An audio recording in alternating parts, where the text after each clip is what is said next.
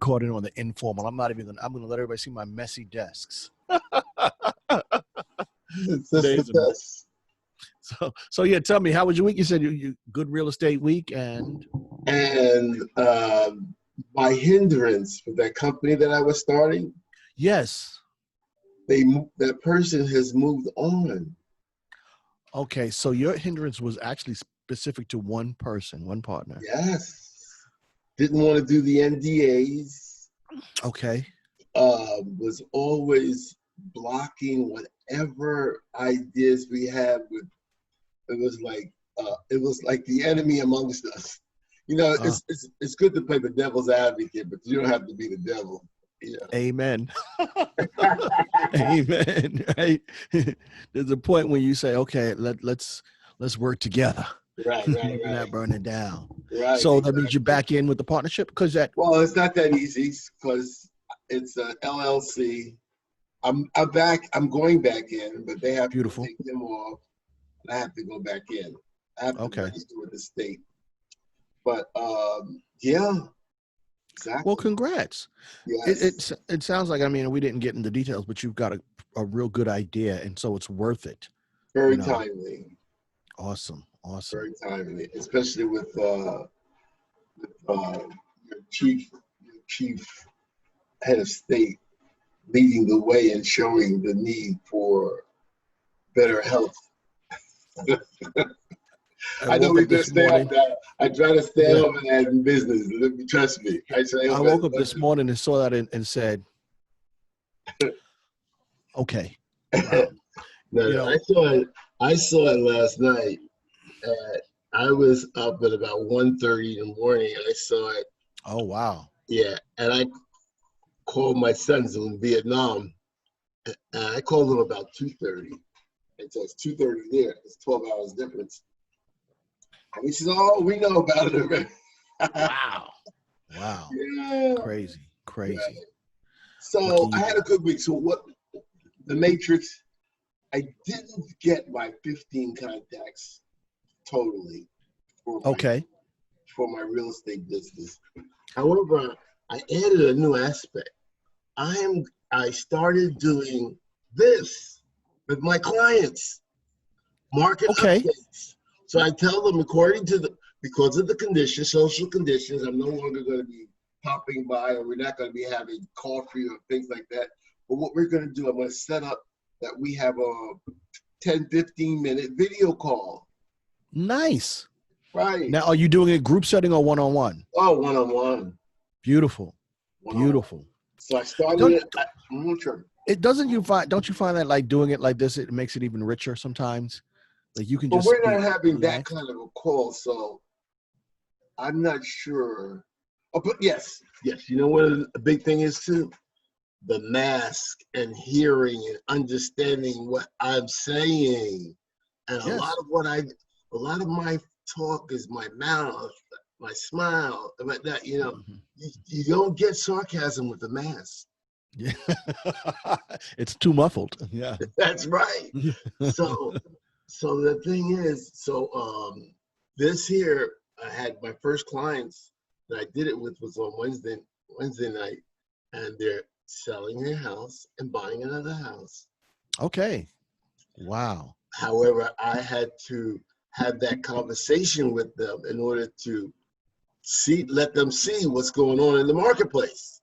So I gave a market update. I use whereby.com. I don't know if you use Zoom, so I don't know.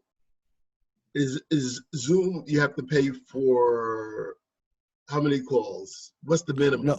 So with Zoom, they have a couple of different services. There's a free service, and then there's just a paid service. I mean, they have a couple of different paid services. So I'm on a paid service. You just I pay a flat fee. Usually it's monthly, but you can do the whole year, and it's unlimited. I mean, I call as many people. I'm on Zoom all day, every day.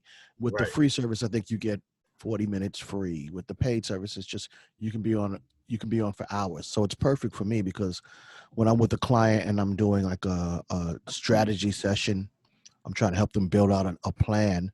If it takes 2 hours, it takes 2 hours. There's no pressure as far as time frame. So that's why I like Zoom. You know, Right. it's as long as you need it for is Got it. available. And with the paid version, like I have our Friday Focus Forum, so it's a scheduled meeting. You know, I Right. have recurring scheduled meetings Can because you some of my share? You clients. can share screens on it. Oh, absolutely. We share screens. One of the Friday's focuses forums that we did a screen share because I had some information that we were sharing. So you share a screen, you can record it. Right. Um, you know, it has good security measures. It's It actually has good security measures now. I didn't before. yeah, it was the Wild Wild West, right? And when I had my COVID hit, boy got busted in, broken yeah, into, and it was a yeah, very nasty. they continue to try to get it better and better. You know, who knew that this thing was going to blow up the way it does? Sure. You know, but when I started using Zoom, and I've been using it well before COVID, I was using, I think, maybe a year and a half prior. I didn't know what I was just using it, you know. So we'd be in a meeting like this. I'm discussing somebody's tax return that happened one time, and in the middle of the meeting, because it went a little long, another client just chimed in. She just popped in the meeting. I was like, whoa, you know, I didn't know about the rooms and what have you. So now it's Right. a lot more, you know, now we can have these rooms locked. They have a waiting room. It's mandatory. So it's pretty good. It gets better over time. That's the nature of software, though. It evolves, Mm-hmm. you know, so cool. Yes. Yes. So your market updates are, that's going to be powerful. You know, Right. Going I forward. like So that idea. that's going to be a box to check in terms of what I envision is having the 15 contacts and 5 of them be at least one of the 5 being one face to face. Very nice. Very Right. nice. Yeah, this week has been really productive for me too. I told the guy the group before, I'm working on some programs for business owners. There's like a launch program which is for people who have business ideas but they can't go live. You know, that happens a lot. People have great ideas but they can't move forward. So my launch program is being designed or being finished so that if you have a business idea and it's a viable one, and we chat about it and we think it's something that's very viable, we can help you go live in 90 days. So I'm What excited does that about mean? that.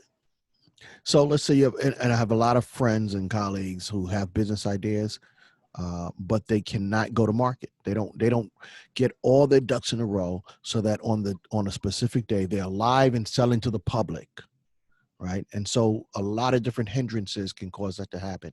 Some people just get frustrated because they don't know the legal ins and outs. Some can't define their ideal product or service, so they never go forward. Some can't get their pricing right, so they're scared to move into to actually sell. Some can't identify the right client base.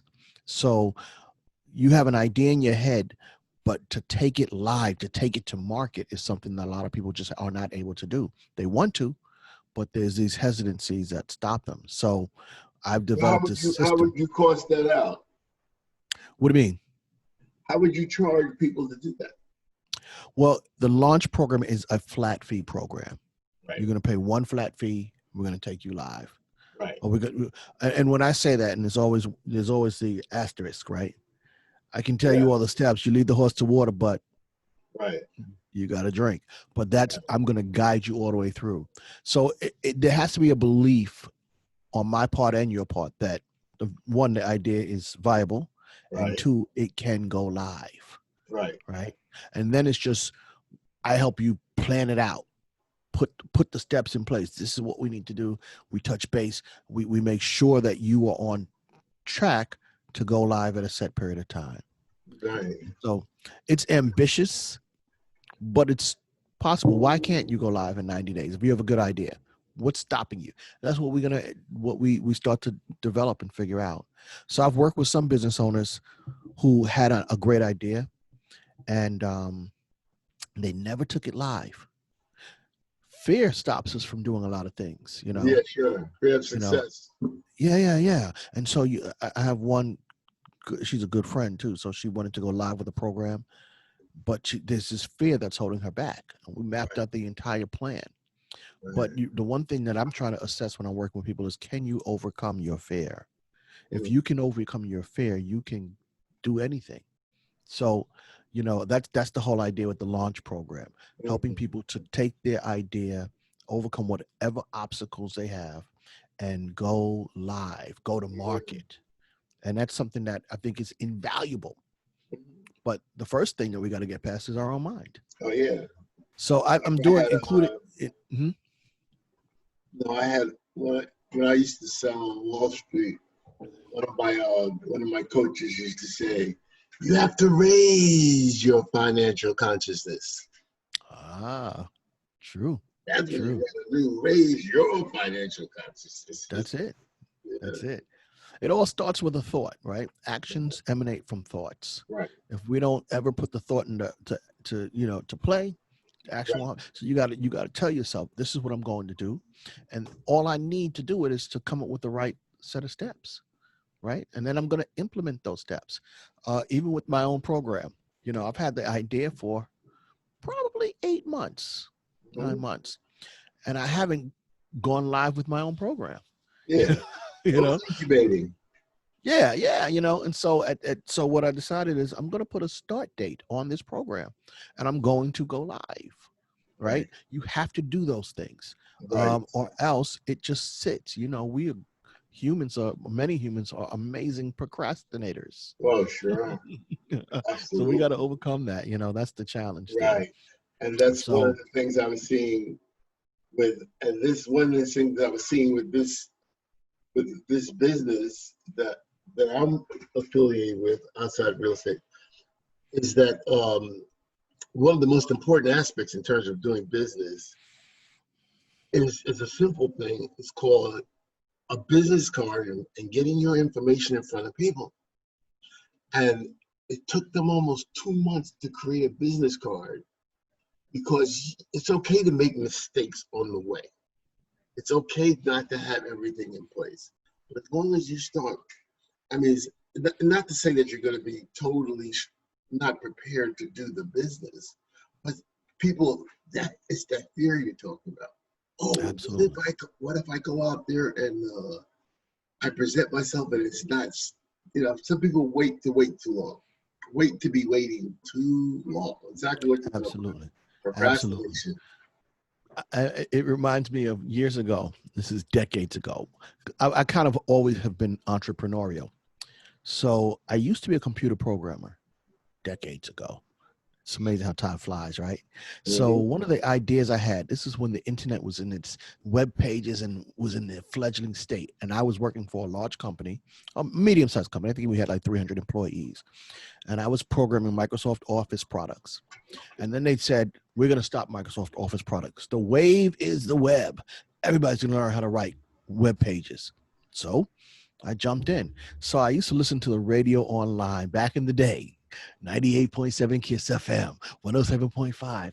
And I said to myself, man, I have this amazing, brilliant idea. I'm going to create a website that is going to allow the listeners to rate the music. Rate the music online using the web page. I'm going to create the website. I'm going to go to the radio stations and I'm going to say, you can have this for free, just so that my name can be known. And if I build the website, and the website was going to be called, I'll never forget, hollaback.com. So if you like this song, holla back, and I was like, I'm going to take it to market. I think it was a brilliant idea. Right? I'm giving it away for free. It's just going to say powered by Marc Adams. Other people are going to say, who is this guy? And I'm going to build my web business. Right. Guess what happened with that idea? I'm listening. Nothing. Nothing. It's almost still a good idea. Never took it anywhere. Right. Brilliant ideas are just that. Right. And so a lot of times we have to make sure that we execute. That's what I learned from that. Right. I worked for that company for years. I built websites. We were building things and talking about not knowing what we were doing, man. We were building websites for Wells Fargo, different divisions and things, and not knowing what we were doing. We would build the site. Nobody else knew what you were doing either. Yeah, build the product, pitch the product, sell the product. The client says yes. Then they were like, you know what? Let's send this development group to a class, and then we learned, we did that. We kind of did that wrong. We go back and fix it. That's entrepreneurialism, right? Yes. So, that's part of what made me say, man, anybody can be an entrepreneur. Not anybody, but if you have that mindset, you just do it. Like you said, don't be scared to make a mistake. You can make a mistake as long as you're willing to face it and fix it. Right. You And know? so one of the things too is this person in this organization that we're starting that did not have a business mindset, did not have an entrepreneurial mindset at all. And it's not that you have to have run your own business all of your life to have an entrepreneurial mindset.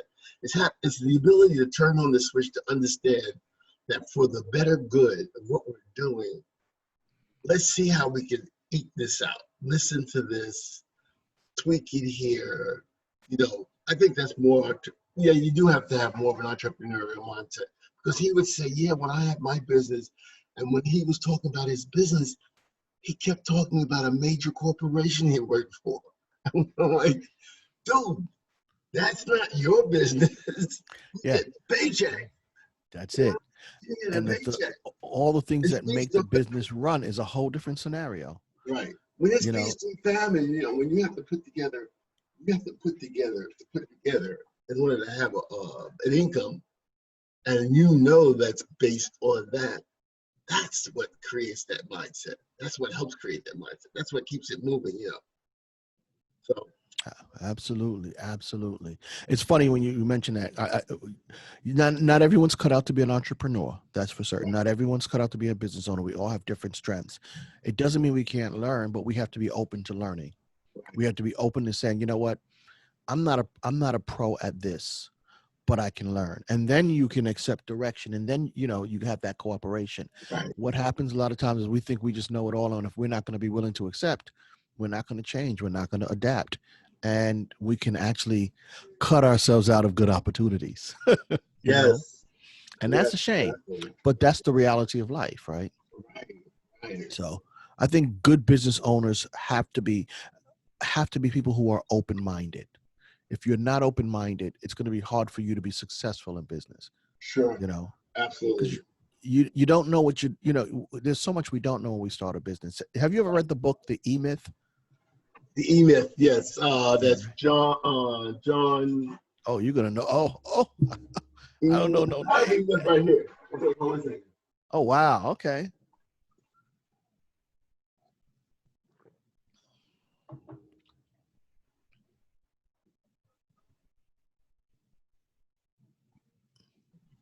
Dum, dum, dum, Okay. dum, dum, dum, dum. Dum, dum, dum, dum, dum, dum, dum, dum, dum, dum. Dum, dum, dum, dum, dum, Okay, well, I'm dum, here. dum. We're in my library. Uh, but have you ever read this book? The Slight Edge. No, I have not. Secret to a Successful Life. Is that a business book or is that a personal success? Uh, you tell me. No, it is Secrets to a Successful Life. Okay. And the slight edge, I can tell you an overview.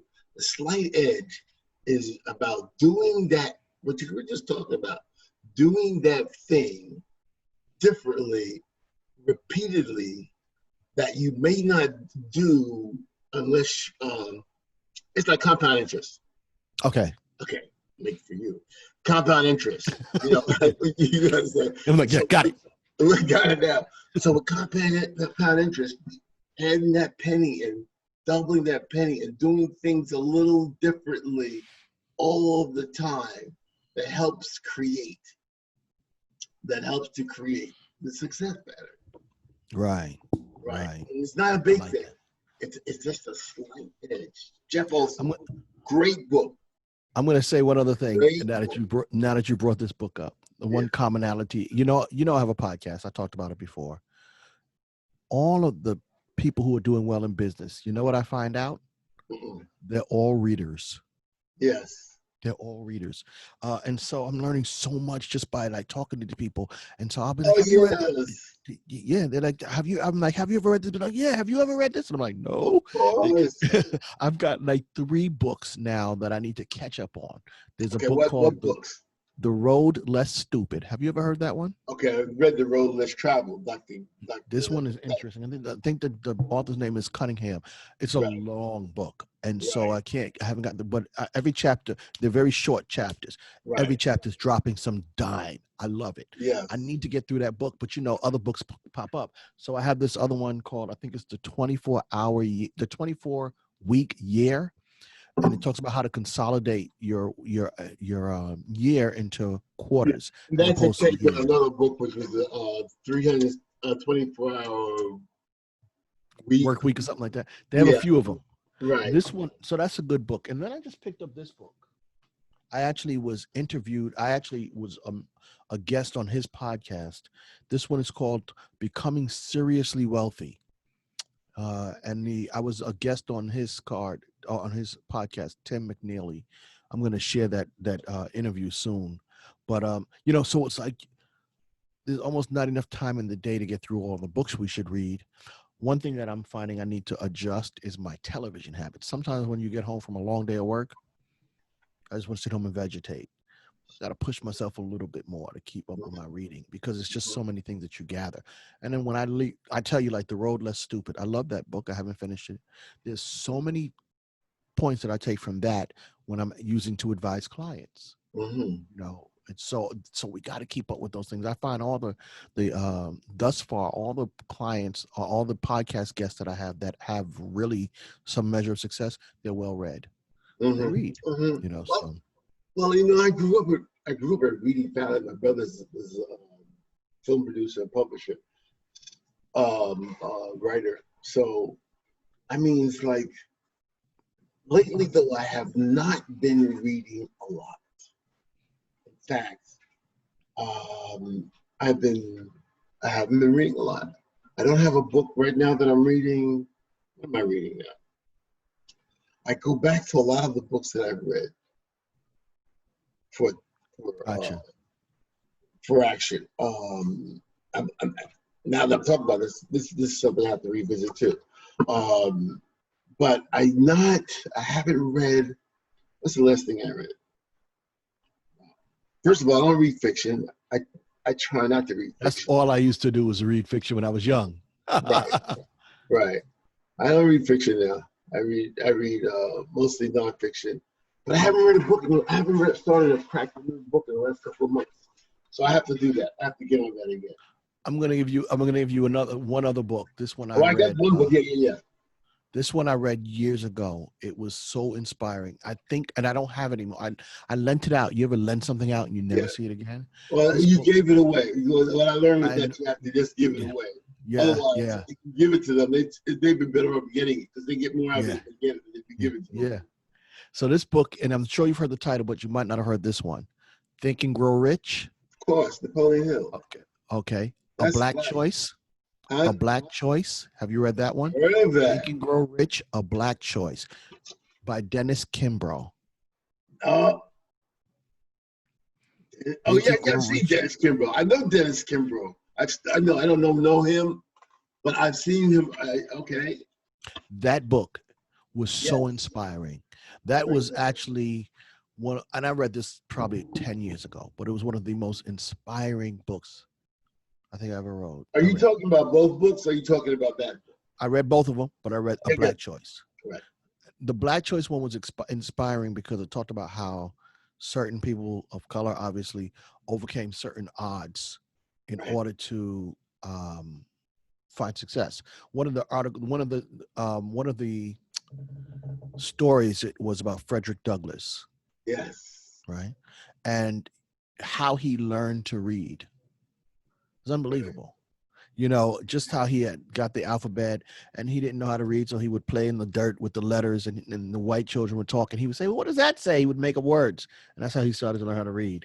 But he kept going until, he was a successful orator. So I thought that was an amazing book. So just so many books, right? So the making of books, there is no end. And the funny part about it, well, it's not the funny part, the great part about it is that so many of these books, the library, you belong to the BCCL system, right? No, I do not. Okay. So the BCCLS system is the Bergen County Central Library System. You're able to rent books, audio books, e-books online. You don't have to be there. And you're able to rent books, pick them up from all the libraries in Bergen County. Oh, that's cool. Right. So this book here, I'm going to look it up BCCLS and see if they have it there and then have it sent down where I picked up. Yeah. so much. I really have got to have we almost have to have a reading schedule. That might be Yeah. something to Okay. So that's incorporate in the thing. business. So I used to belong to one of the real estate companies I used to work through was very entrepreneurial. And one of the things we used to talk about, but very muchly, is reading. And our goal was to read 10 pages a day. Oh, 10 reasonable. pages a day. 10 pages a day, 10 pages. Subsequently, when you read 10 pages, you read 30, maybe 40. But Of course. 10 pages a day is the goal. It's a real thing. So I have to get back to that. Yeah. And it's, especially with all the things that we juggle, it's a nice way to stop for a moment and reset in a way, So it's a good idea. I'm going to incorporate a reading schedule, just because every time I read, I benefit. It's just a matter of making sure to read, right? Right. With all the things we've got to do, it's kind of hard to prioritize our day or our weeks or what have you. This week has been incredibly busy for me. Still doing taxes for clients and stuff, right? So I'm trying to knock those out, and at the same time, build this advisory service out, and at the same time, just handle my new employees and making sure that she's taken care of them. I'm having work done in my office space. That's always something, but we've got to manage time. Time management is key. So, Right. So did you know the question, totally off base? You're recording this. We'll talk about this later. Okay, yeah. Okay. In fact, you know what? So we can just wrap this in a little bubble. Yes. What I want to do is, you mentioned that you hit your goal in a way last week, which No, I was did not hit 15. my goal last week. I absolutely did not. You didn't do 15. I thought, but you did. I didn't do 15, How but I many did you do? incorporated the new contacts by video. Okay. So you started a new system, which is cool. Yes. Nice. So then what are you planning to do for this upcoming week? 15 and 5 of those contacts by video. Okay. So it's going to be 15 still. Right. But 5 by video. Correct. That's pretty good. So 15 calls, 5 by video. And I'm going to say this because this is really important for me. My programs that I'm working on. You're writing with the wrong hand. Oh, this is the only hand to write with. Any other hand is useless. I'm just saying. Actually, it's funny. I have a couple guys who work with me, who works with me with my marketing, and all 3 of us are left-handed. And so we're in a meeting, and one of the guys says, "Hey, we're all left-handed." And my assistant, she's right-handed. I was like, now you know how it feels. Welcome to greatness. So welcome to greatness. Right. So one of the things that I did over the week was last week I flashed a picture of my first grade class. So I started contacting. I had been in contact with one of the people in the class. I remember we talked a little bit. Right. So one of the persons is a doctor. She's a pediatrician. We went through school together, high school, elementary school. And so in my business as real estate concerned, the contacts is really very important. The contact itself, the networking, in most businesses, the network is important if you carry it out to fruition. So in other words, if you're letting people know what you're doing, you're in front of them, that's great.